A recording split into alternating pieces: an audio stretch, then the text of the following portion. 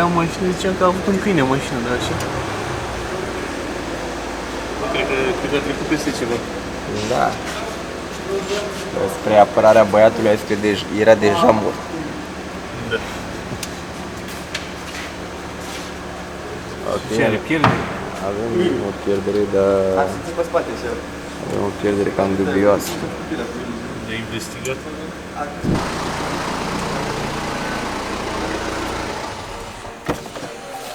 Păi adu Dragoș, diagnoza cel mai bine în direct. Avem un Serie 1 care uneori nu trage, are spira aprinsă în bord, parcă a zis clientul că și pornește greu. În sfârșit, are niște probleme, băgăm diagnoza și vedem ce. E full. Parte de regenerare ceva. Filtru înfundat sau...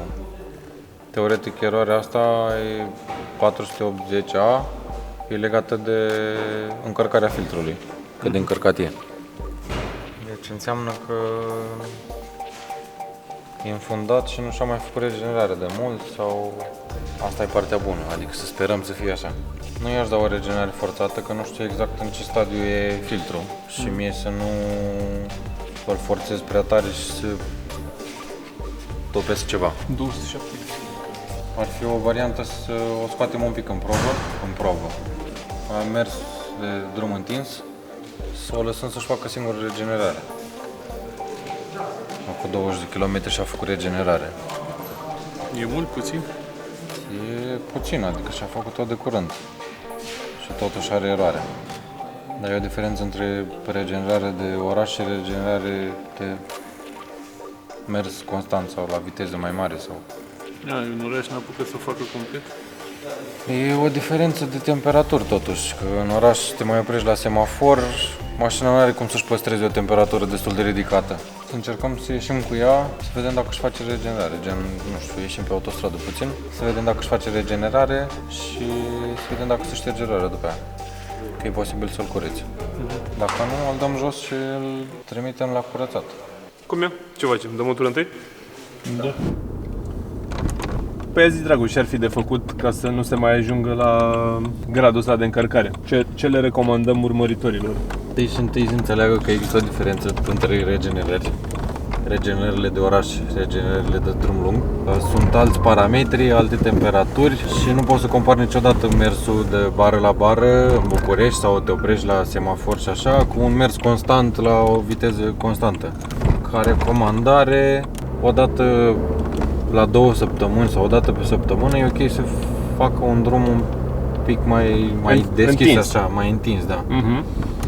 Nu trebuie o distanță extraordinar de mare, undeva la 50 de km, 30-50 e ok, adică mașina când simte că e în mers constant și în temperaturi ok, aș face regenerare, pentru că n-am. Bine, cred că nici mersul subturat în oraș nu asta avantajează. Clar, nu avantajează deloc.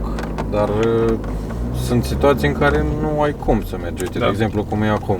Mergi bară la bară, nu poți să stai cu piciorul pe accelerație să o țin 2000 de turi, așa că stau la semafor. Da, corect. Deci un mic drum ar fi recomandat. Am intrat cu semnal pe autostradă ca să surprindem pe toată lumea. Păi a zi, Dragoș, cum e recomandat? A câte ture, cum e bine?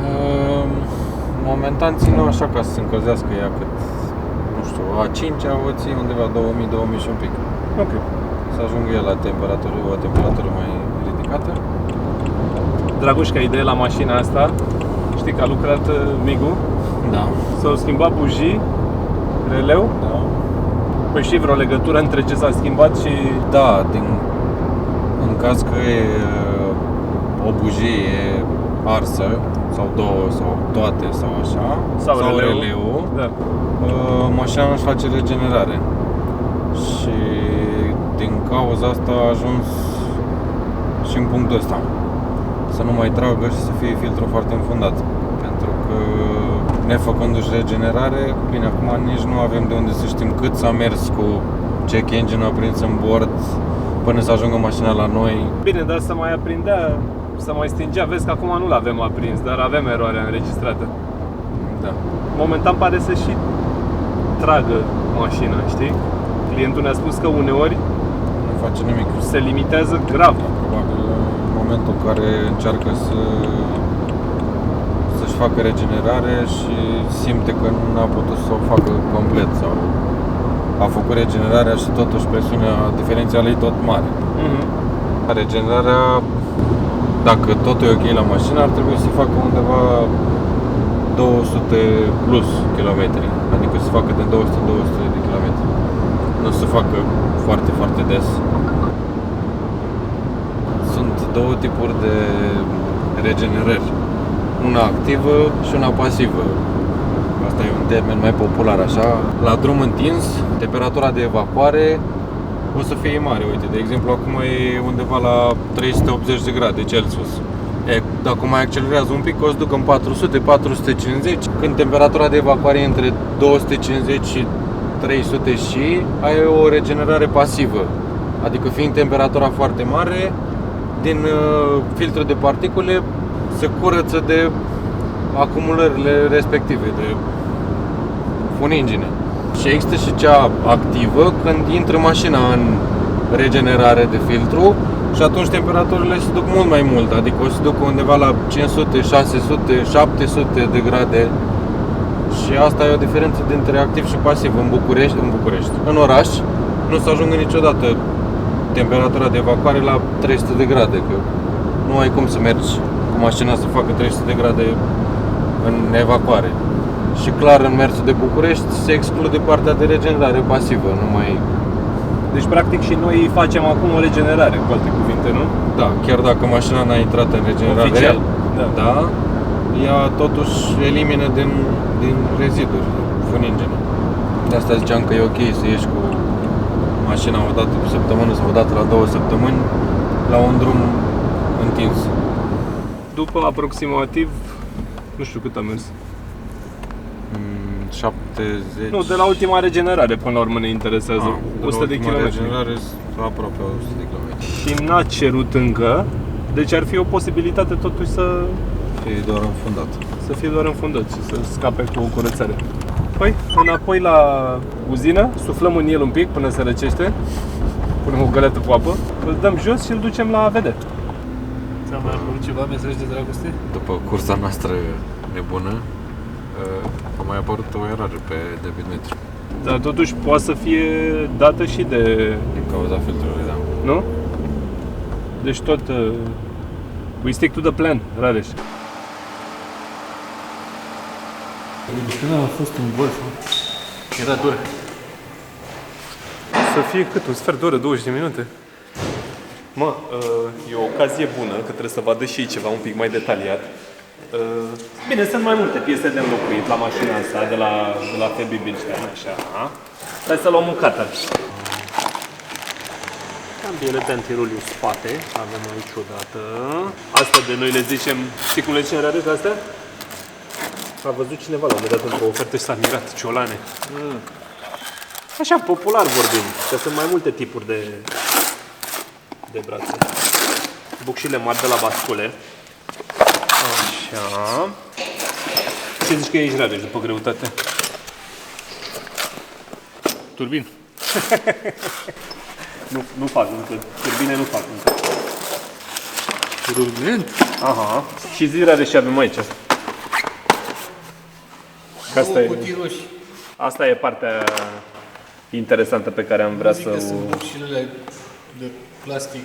O vadă una peste alta. Da, alea. De la antibalans. Exact. Știi că... Na, e și tamponul contrabalans. Cât costă? Nu mai știu exact, e mare, 350 de lei. Ooleu! Așa mult pentru un tampon. Păi da, dar e... am înțeles. Că se confundă cu alte variante de tampoane. Adică aici e ceva mai... Cât de entuziasmat ești că o să schimbi tamponul ăsta? Ce zici, Dragoș? Sunt gata asta până se răcește BMW-ul? Dacă nu suflă Dani în el, cred că da. Sau dacă îl mai încălzește cineva în continuare. Sau da. De ce te apuci de curiozitate? Parcă te-ai apucat de alea, a? Alea să le fac prima dată, că Să știi că ai scăpat de ce e mai plăcut. și... Aha, deci asta e. Și una vine pe sus, una pe jos și prinde ăsta la mijloc. Deși avem de schimbat alea două. Astea, Ciolanele. astea sunt ciolanele, Mi-ai da? făcut poftă de mâncare. Bieletele antiruliu. Stai că nu mai știu ce mai e. Rulmentul aflăm imediat după ce parte e. Și bucșile. Da, sunt astea de aici. Clasice Volkswagen. Și rulmentul ar fi undeva în spatele unui disc. Stai să-mi văd de roate, stai să văd. Nu e asta. Cred că n-am învârtit bine, data trecută, nu? Sfârul. Ăsta e. S-aude. S-aude, ăsta e. Și continuă colegii la partea cealaltă.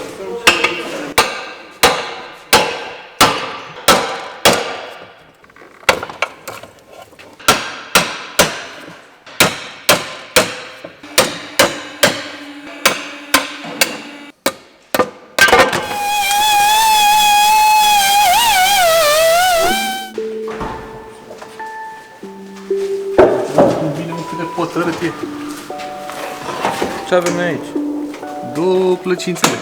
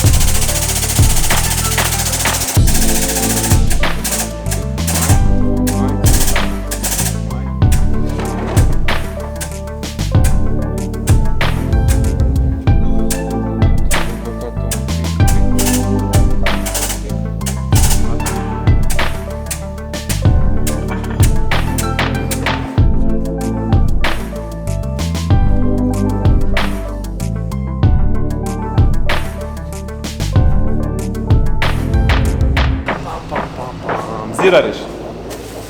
Scapă? Hai să mai și scape, mă. Scapă cine poate. Poți, mă? Să mă, nu pune pătura pe el încă. Am fost la mall, vorbim.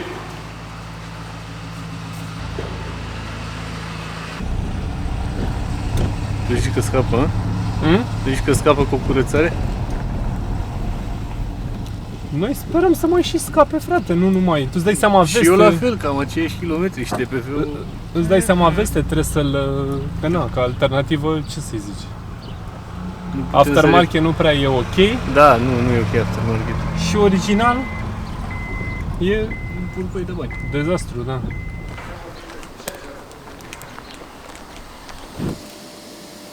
O iei ușor.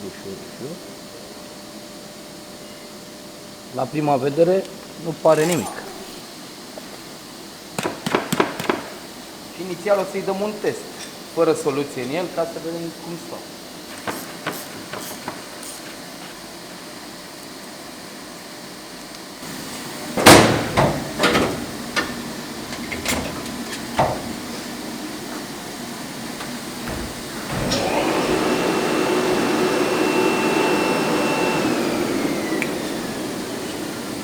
Și 320, da? 1-2-0.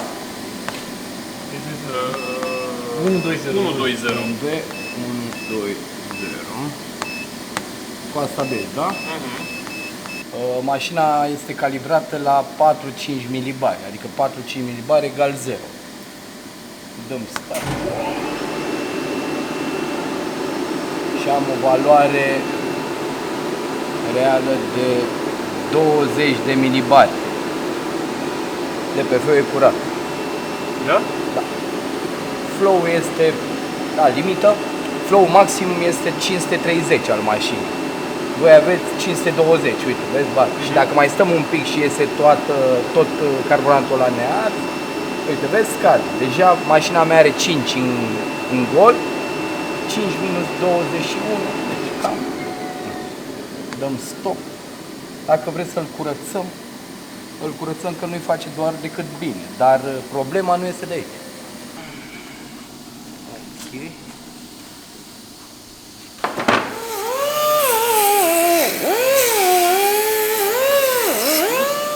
e soluție Este specială. o soluție specială, nu conține solvenți, nu conține detergenți. Ea ce face? Înmoaie eșul care se depune în ceramica de pe fel.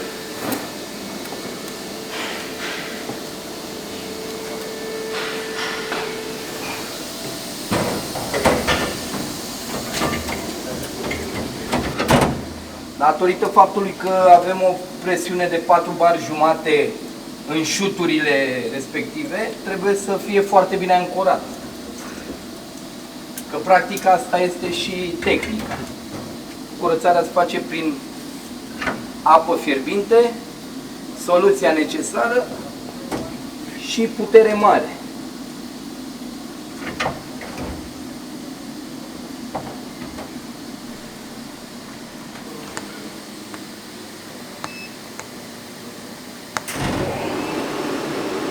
Acum am băgat soluția în el și clar are o altă contrapresiune, că îl ține și valoarea este un pic mai mare.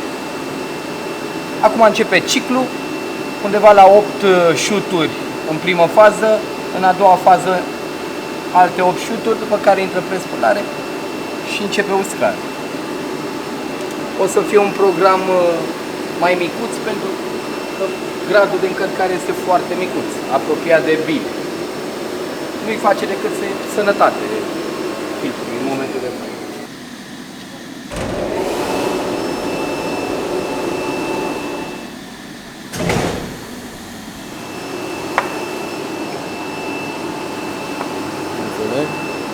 Te poate minți la față, îl vezi? E curat, da? E curat, dar pe mașină nu iese în valori, în parametri. De fapt, uite ce este în ea. Când ajunge la o anumită temperatură și gradul de încărcare este foarte mare, că uite, se face eșul ăsta în el, nu mai are pe unde, îl duce la 700-800 de grade și îl topește. Da, nu e cazul ăsta. Da. Deci, aftermarket nu e recomandat. Nu există, pentru că ce se întâmplă? Uite, producătorul dă din faguri așa, pătrat, înțelegi? Una lângă una în forma lui. Aftermarket-ul vine dintr-o ceramică, dintr-o bucată. Am avut cazuri în care s-a montat un aftermarket la dorința clientului. A ajuns până la Urziceni și ne-a sunat că nu mai merge mașina. Când a venit cu el era topit complet. Nou. Adică, nou, atunci și vreo 20, la un Tiguan, 20 ceva de milioane. Adică, sub nicio formă, mai bine cumpărat din dezmembrări, venit, verificat, eventual o dată de 2 ori curățat, decât aftermarket. Nu, sub nicio formă.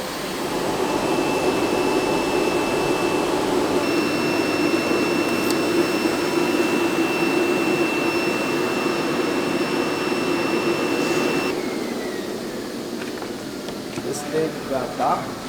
0 km. Da. Neavând valoarea foarte mare, nu i-a făcut decât bine această curățare. Problema n-a fost de la DPF, ideea e că să se verifice foarte bine cablajul și senzorul de contrapresiune. Oricum, DPF-ul a venit cu o încărcare de 26 de milibari și a ieșit cu o încărcare de 5 milibari, adică care fabrică. Că mașina este calibrată pe 3 milibari. Adică, practic, DPF-ul are 2 milibari. Da. De fapt. Beton. Uitați ce diferență este ceramica cum a intrat, era neagră, nu se observa nimic. Uitați cum este asta. Înțelegeți? Acela este catalizatorul, iar DPF-ul, uitați dacă aveți cum să...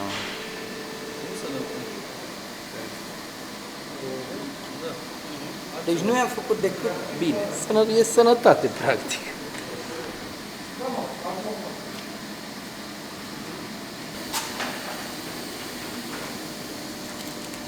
Și aveți punga aia. Bine, salut! Bine, mulțumim mult. Mai bine sănătate. Ținând cont că valorile de fabrică, să le numim așa, n-au fost atât de departe de valorile înregistrate de aparat, de încărcare. Băieții au fost mega de treabă și nu au taxat lucrarea. E cadou, să zicem, pentru clientul nostru și toată lumea a ieșit câștigată. Voi ați văzut cum se face procedura asta și clientul a primit o curățare de DPF gratuită. Iar noi acum trebuie să vedem, pentru că avem două chestii care ne pot da de furcă: senzorul de contrapresiune sau cablajul. Una din două.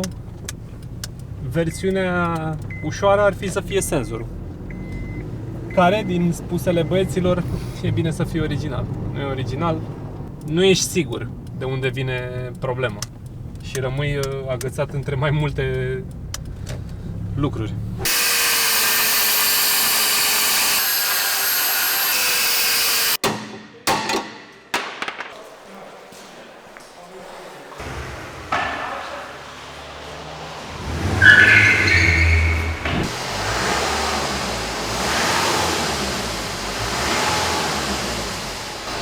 Nimic, nu? Nu s-a schimbat deloc. Faimosul senzor. Da.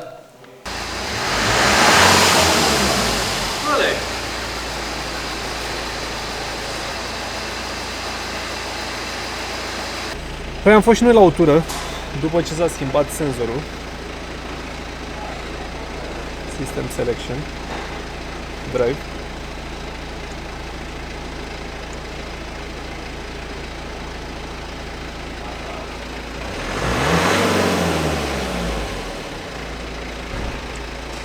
Erori nimic, debitmetrul n-avea nimic. Asta e o chestie destul de importantă pe care ar putea să o înțeleagă și ei. Că dacă primești o listă de 20 de erori, nu te apuci să schimbi 20 de piese. Trebuie să interpreteze cineva de la care Pe rând. pleci. Da. Ce se întâmplă cu Da, fiecare. te gândești care poate fi influențată de care. Debitmetrul de cele mai multe ori apare la orice eroare legată de motor. Când ai o eroare legată de motor și îți afectează mersul motorului, debitmetrul apare instant. Sunt variante în care el e de vină, dar sunt foarte multe variante în care el nu are nicio treabă. Ca o recapitulare scurtă, ca să avem grijă de PF-uri. Apropo, mai vrei să mai știi una interesantă?